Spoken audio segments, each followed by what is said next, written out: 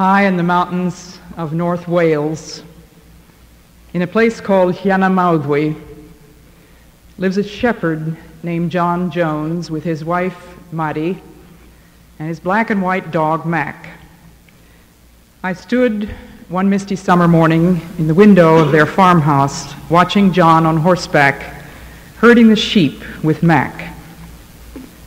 A few cows were quietly chewing their cud in a nearby corner, while perhaps 100 sheep moved across the dewy meadow toward the pens where they were to be dipped. Mac, a champion Scottish collie, was in his glory. He came of a long line of working dogs, and he had sheep in his blood. This was what he was made for. This was what he had been trained to do. And it was a marvelous thing to see him circling to the right, circling to the left, barking, crouching, racing along, herding a stray sheep here, nipping at a stubborn one there, his eyes always glued to the sheep, his ears listening for the tiny metal whistle from his master, which I couldn't hear. Maddie took me to the pens to watch what John had to do there. When all the animals had been shut inside the gates, Mac tore around the outside of the pens and took up his position at the dipping trough, frantic with expectation, waiting for the chance to leap into action again. One by one, John seized the rams by their curled horns and flung them into the antiseptic. They would struggle to climb out the side, and Mac would snarl and snap at their faces to force them back in. Just as they were about to climb up the ramp at the far end, John caught them by the horns with a wooden implement, spun them around, forced them back under again, eyes, ears, and nose, and held them for a few seconds. I've had some experiences in my life which have made me feel very sympathetic with those poor rams. I couldn't figure out any reason for the treatment that I was getting from the shepherd that I trusted. And he didn't give me a hint of explanation. As I watched the struggling sheep, I thought if only there were some way to explain. But such knowledge is too wonderful for them. It's high. They cannot attain unto it. So far as they could see, there was no point whatsoever. When the rams had been dipped, John rode out again on his horse to herd the ewes, which were in a different pasture. Again I watched with Maddie as John and Mac went to work, the one in charge, the other obedient. Sometimes, tearing at top speed around the flock, Mac would jam on four-wheel brakes, his eyes blazing but still on the sheep, his body tense and quivering, but obedient to the command to stop. What the shepherd saw, the dog could not see. The weak ewe that lagged behind, the one caught in a bush, the danger that lay ahead for the flock. Do the sheep have any idea what's happening? I asked Maddie. Not a clue, she said. And what about the dog? I can't forget her answer. The dog doesn't understand the pattern. Only obedience. There are those who would call it nothing more than a blind obedience, a conditioned reflex. But in that Welsh pasture, in the cool of that summer morning, I saw far more than blind obedience. I saw acted out exactly what I want to talk about tonight. I saw two creatures who were, in the fullest sense, in their glory. A man who had given his life to sheep, who loved them and loved his dog, and a dog whose trust in that man was absolute, whose obedience was instant and unconditional, and whose very meat and drink was to do the will of his master. He never stopped wagging his tail. "I delight to do thy will," was what Max said. "Yea, thy law is within my heart." My topic is the glory of God's will. My husband used to say that a speaker has 4 speeches. The one he prepares, the one he actually delivers, the one his audience thinks it heard, and the one that gets reported in the newspapers the next day. And there's not necessarily any relationship between them. In an effort to bring into closer alignment what I want to say with what you hear me say, I'm going to tell you what it is, then I'm going to try to say it, and then I'll tell you what I've said.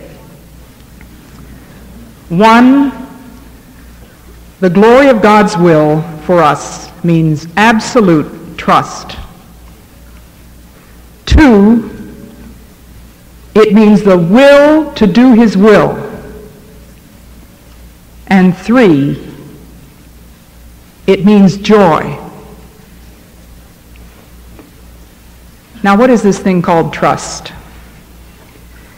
Did Mac's response to John's commands hinge on the dog's approval of the route his master was taking? Mac didn't know what the shepherd was up to, but he knew the shepherd. Have you and I got a master we can trust?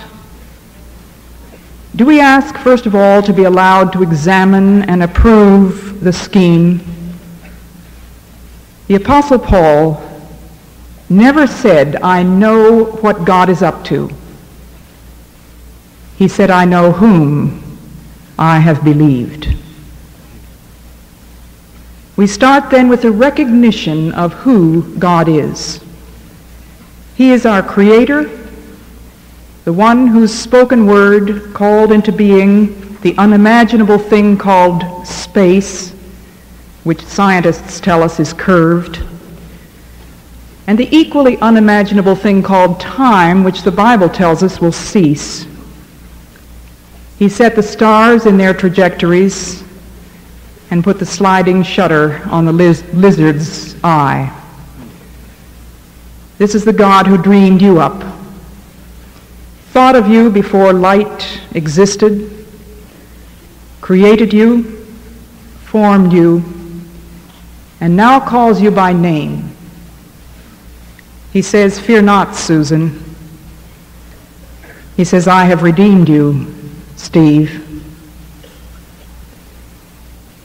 When the Apostle John was an old man in exile on an island called Patmos on account of the Word of God and the testimony of Jesus, he was granted a vision of one like a son of man, eyes like a flame of fire, a voice like a waterfall, his face shining like the full strength of the sun. And in his hand he held 7 stars.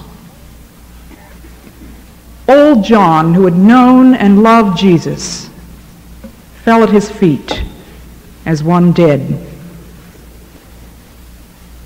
And then the hand that held the 7 stars was laid on him. And the voice that was like a thundering cataract said, "Fear not, I am the first and the last. I died, I am alive, I have the keys. Now write what you see."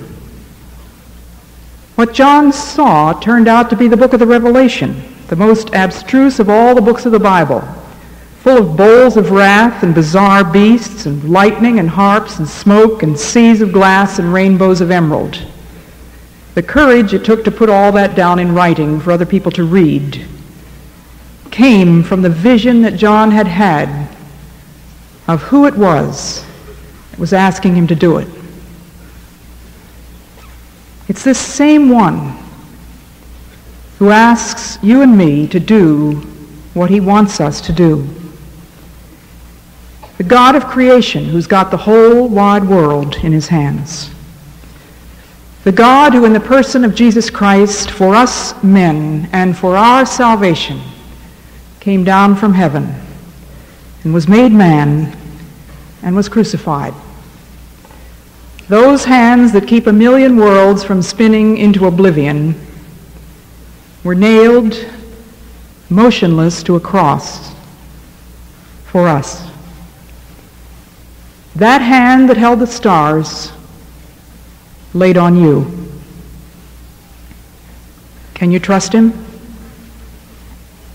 2,000 years ago, Paul said that the Jews were looking for miracles. The Greeks were seeking after wisdom. Not much has changed, has it? People are still looking for instant solutions, chasing after astrologers and gurus and therapists and counselors. But Christianity still has only one story to tell. It's an old story. Jesus died for you. Trust him. Karl Barth was once asked to sum up in a few words all that he had written in the field of theology. This was the sum. Jesus loves me. This I know, for the Bible tells me so. If you can trust that kind of God, what do you do next? You do what he tells you. You obey. This was the second thing that I saw as I watched the shepherd and his dog. If you know your master, you will to do his will. This world is his show. He's running it. Do we think of it as under our management? Created for the service of our own desires? Do your own thing, they tell us. They even say, if it feels good, do it. Have you ever heard a more idiotic piece of advice? Is it our world a sort of make-your-own Sunday proposition, with the will of God just a nice, creamy squirt of earthly success and heavenly approval that goes on top? The will of God is not something you add to your life. It is a course you choose. You either line yourself up with the Son of God and say to the Father, thy will be done. Or you capitulate to the principle which governs the rest of the world and you say, my will be done. Harry Blamires has said, from the human race today goes up one mighty prayer of praise and one tremendous shout of defiance against the loving rule of God. At every moment and in every act or thought, we swell the volume of that hymn of praise, or else of that cry of blasphemous rebellion. We identify ourselves with Christ, or we deny him. Jesus chose a path and went down it like a thunderbolt. When we say, as Christ did, I have set my face like a flint to do his will, we are baptized into his death, and like the seed which falls into the ground and dies, we rise to new life. We have shared his death, Paul wrote to the Romans. Let us rise and live our new lives with him. Put yourselves in God's hands as weapons of good for his own purposes. That's hard, clear language. Put yourself. Obedience to God is action. I can't find anything about feelings in the scriptures that deal with obedience. It's an act of the will. Our wills are ours, wrote Tennyson, to make them thine.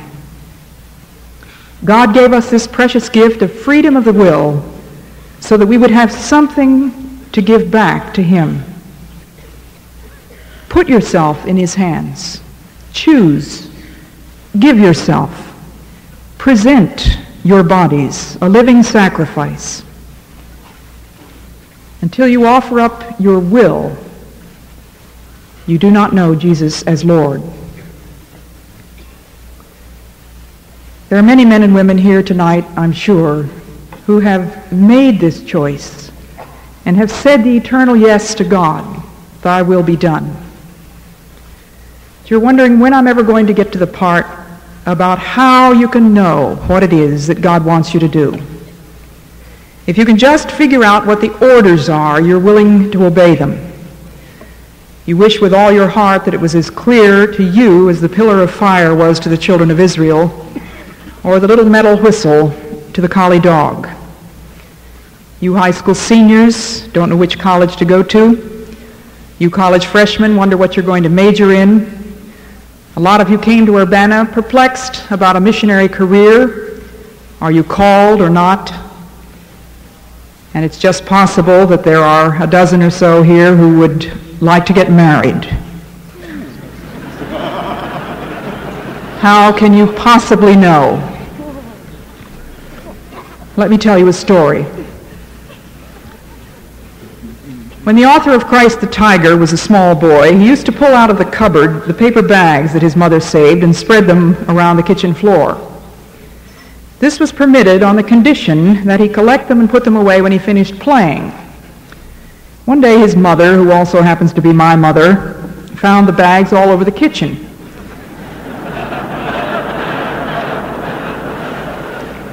And Tommy in the living room where his father was playing the piano.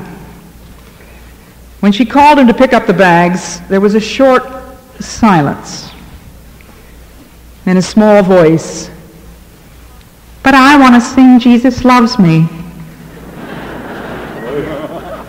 My father took the opportunity to point out that it's no good singing God's praises while you're being disobedient. To obey is better than sacrifice, and to hearken than the fat of rams. To will to do God's will involves body, mind, and spirit, not spirit alone.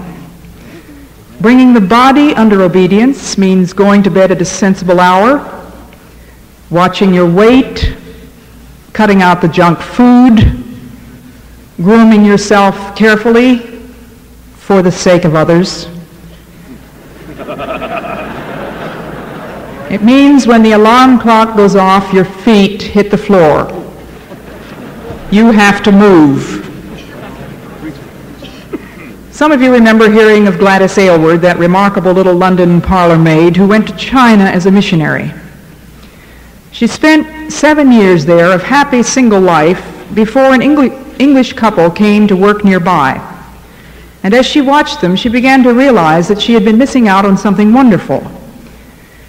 So she prayed that God would choose a man for her in England, call him, and send him straight out to her part of China and have him propose.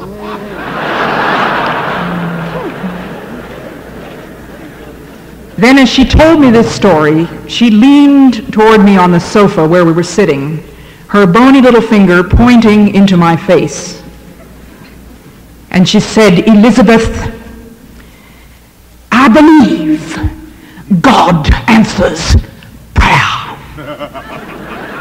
He called him, but he never came."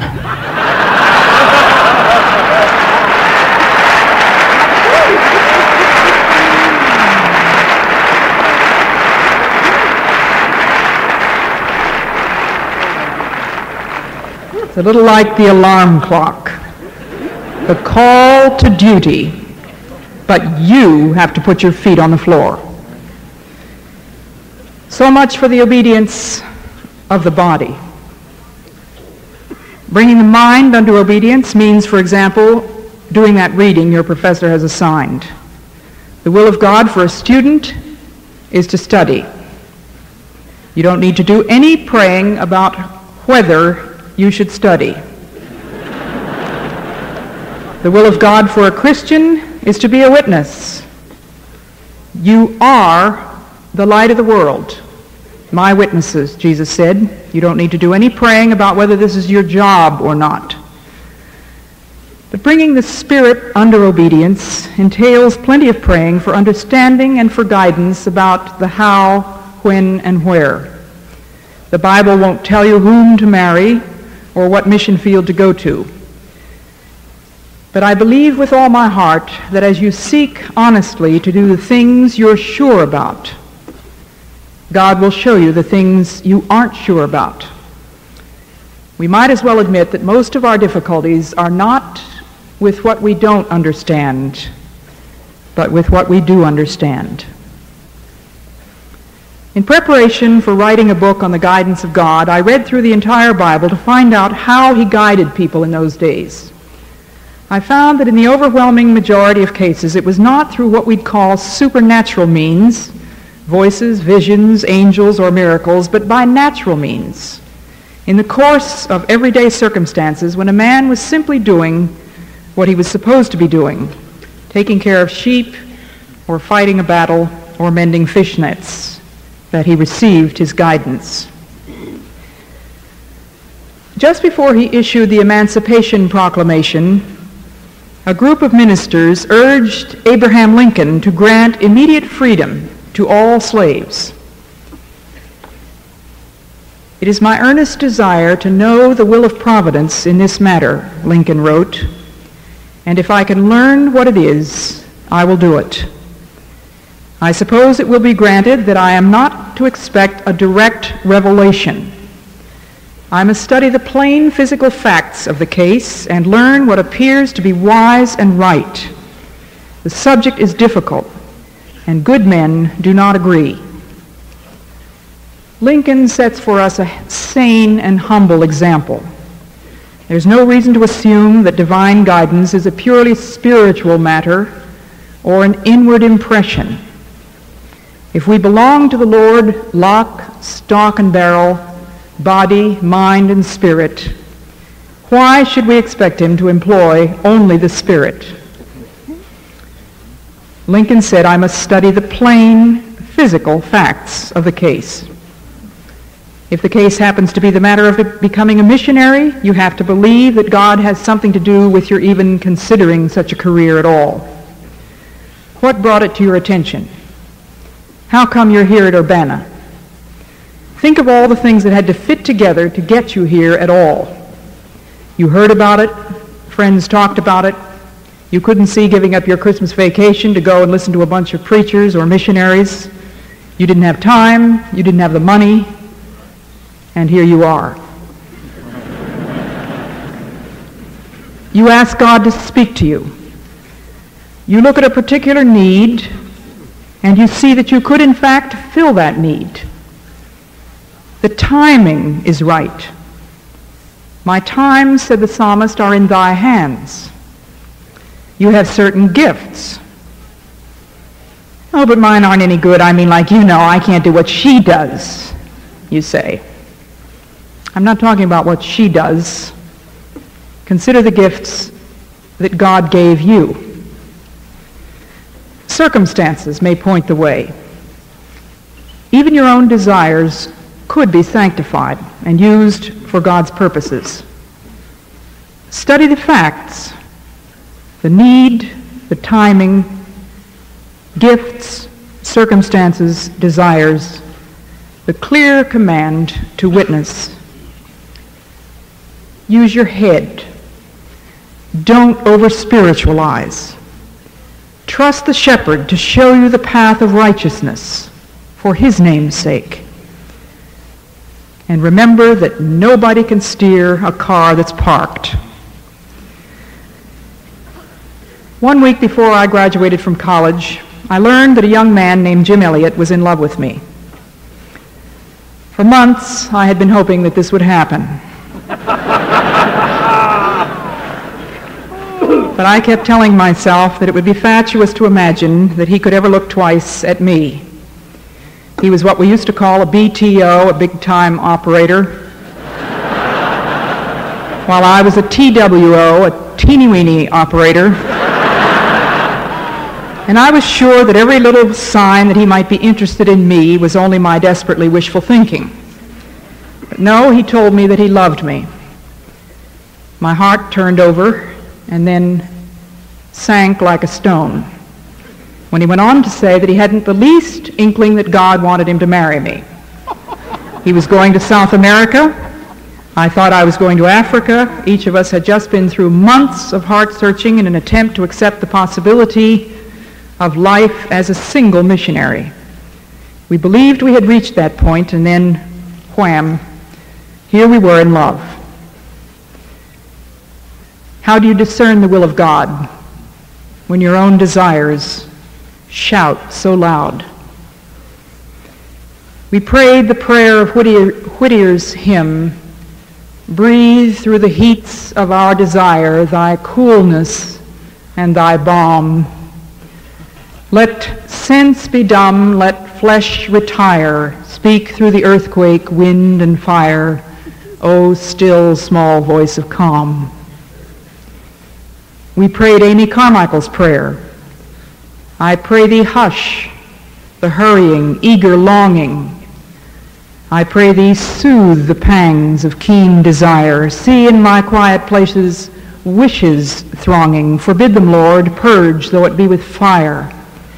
And work in me to will and do thy pleasure, till all within me, peaceful, reconciled, tarry content, my well-beloved's leisure at last, even as a weaned child." And one evening as we talked about what was at stake, we agreed that it was really too big for us to handle. God's call to the mission field was strong. Our love was, if anything, stronger. There seemed to be only one thing to do, to put the whole thing back into the hands that made us and let him do what he wanted with it. If he didn't want us together, that would be the end of it. If he did, no good thing will he withhold from them that walk uprightly. We had to believe that promise. Some of you know the end of the story. We waited 5 years. Then God gave us to each other for 2 years. Does this make the will of God sound even more scary? Let me go on to the third lesson. You've forgotten the first two by now. The shepherd and his dog reminded me that the glory of God's will means first, absolute trust. It means second, the will to do his will. And it means, believe me, young men and women, it means joy. It can't mean anything less from the kind of God we've been talking about. He made us for glory and for joy. Does he ask us to offer up our wills to him so that he can destroy us? Does he take the desire of our hearts and grind it to a powder? Be careful of your answer. Sometimes it seems that he does just that. The rams were flung helplessly into the sheep dip by the shepherd they had trusted. God led the people of Israel to a place called Marah, where the water was bitter. Jesus was led into the wilderness to be tempted by the devil. The disciples were led into a storm. John the Baptist, the faithful servant, at the whim of a silly dancing girl and her evil, scheming mother, had his head chopped off. Nearly 21 years ago, 5 American missionaries attempted to take the gospel to a group of jungle Indians who had never heard of Christ. On the eve of their departure, they sang that great hymn by Edith Cherry from the InterVarsity hymnal. We rest on thee, our shield and our defender. We go not forth alone against the foe. Strong in thy strength, safe in thy keeping tender, we rest on thee, and in thy name we go. One of the men was Jim Elliot, my husband by that time, who had written in his diary when he was a junior in college, Father, take my life, yea, my blood, if thou wilt. It is not mine to save. Have it, Lord. Months of preparation went into the effort to reach the Auca Indians of Ecuador. The men prayed, planned, worked, dropped gifts from an airplane, and believed at last that God was clearly showing them that it was time to go. They went, and Jim's prayer was answered far more literally than he could have envisioned. They were all speared to death. 5 men who had put their trust in a God who represents himself as our shield were speared to death. They were speared in the course of their obedience. Now, what does that do to your faith? Does it demolish it? A faith that disintegrates is a faith that has not rested in God himself. You've been believing in something less than ultimate, some neat program of how things are supposed to work, some happiness all the time variety of religion. You have not recognized God as sovereign in the world and in your life. You've forgotten that we're told to give up all right to ourselves, lose our lives for his sake, present our bodies as a living sacrifice. The word is sacrifice. In one of Jim Elliot's love letters, and they were different from most, I can assure you, he reminded me that if we are the sheep of his pasture, we are headed for the altar. That isn't the end of the story. To get back to the question as to whether God grinds our hopes to powder, the will of God is love. And the love of God is not a sentiment in the divine mind. It's a purpose for the world. It's a sovereign and eternal purpose for every individual life.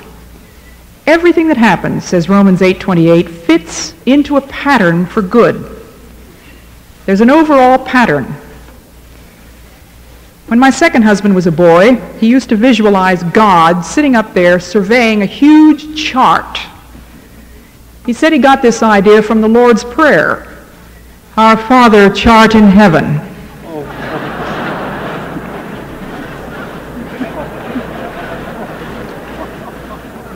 Last year, my daughter and I had tea with Corrie ten Boom. And she talked about her own experience and that of my husband Jim. She took out a piece of embroidery which she held up with the back to us. Just a jumble of threads which made no sense at all. And she repeated for us this poem.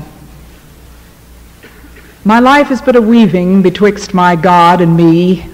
I do not choose the colors. He worketh steadily. Ofttimes he chooseth sorrow, and I in foolish pride forget. He sees the upper, and I the underside. She then turned the piece over, and we saw that it was a gold crown on a purple background. The dog doesn't understand the pattern, only obedience. As George MacDonald put it, obedience is but the other side of the creative will. I have 2 more things to say about why the will of God means joy. It is redemptive, and it transforms. It is redemptive, for it means joy not only for me as an individual, but for the rest of the world as well. Did it ever occur to you that by your being obedient to God, you are participating with Christ in his death and then in his redemptive work? Paul told us this. He said, we have shared his death. We are weapons of good for his own purposes. Your response helps all the rest of us. Obey God, I say to you, for his sake, first of all. Obey him for your own sake. If you lose your life, remember he promised you'd find it. But obey him too for my sake, for the sake of all of us. There's a spiritual principle here, the same one that went into operation when Jesus went to the cross. It's the principle of the corn of wheat. The offering up of ourselves, our bodies, our wills, our plans, our deepest heart's desire to God is the laying down of our lives for the life of the world. This is the mystery of sacrifice. There is no calculating where it will end. This is what I mean by transformation. The bitter water, the wilderness, the storm, the cross are changed to sweetness, peace, and life out of death. God wills to transform all loss into gain, all shadow into radiance. I know he wants to give you beauty for ashes. He's given me the oil of joy for mourning, the garment of praise for the spirit of heaviness. Jim Elliot and his 4 companions believed that the world passes away and the lust thereof, but he that doeth the will of God abideth forever. Another translation says they are part of the permanent and cannot die. In Jim's own words, by giving up what he couldn't keep, he gained what he couldn't lose. Jesus had to go down into death. The corn of wheat had to be buried and abide alone in order to bring forth life. I've told you what I was going to say. I've said it. The glory of God's will means trust. It means the will to do his will, and it means joy. Can you lose? Certainly you can. Go ahead and lose your life. That's how you find it. What's your life for? Jesus said, my life for the life of the world. You must meet with the Lord each day too. Now, when you and I were younger, I can remember some of the things you did. I don't know how you meet the Lord now. I know you do. And I know the students would like to hear something of how you meet God in your own personal quiet time. Would you share us a little bit with that? I get up early enough in the morning to be able to do this before breakfast. I spend half an hour, 45 minutes usually. And I try to start out with a hymn. I don't sing it out loud. I have seminary students who live in my house, and I don't think they'd appreciate being wakened at that hour with me singing. But I go over the words of some morning hymn, such as Glory to Thee, my God, or when morning gilds the skies, my heart awakening cries, may Jesus Christ be praised. There are times when, if I were to express my own true feelings, it would be when morning gilds the skies, my heart awakening cries. Don't tell me it's time to get up already. But as I said a few minutes ago, our obedience is not dependent on our feelings. We have to do a lot of things we don't feel like doing. I then read the Bible, asking God to open my eyes. I try to read straight through the Bible consecutively, and I read normally about 3 chapters a day, and make notes and underline. Sometimes I do topical studies or underline particular kinds of words. Sometimes it's marvelously illuminating to underline the verbs in a chapter or the nouns in a chapter. And then I pray, and I have a list. My memory is terrible, so I have a list of people that I pray for every day, and then another separate list for each day of the week, which I usually go through very routinely. And you can be sure that I don't necessarily have any accompanying feelings that goes along with this. As somebody has said, pray when you feel like praying, pray when you don't feel like praying, and pray until you do feel like praying. And if I were to limit my prayers to times when I felt very religious or very spiritual, I would have done very little praying in my life. Then I also should say that I regard prayer as work.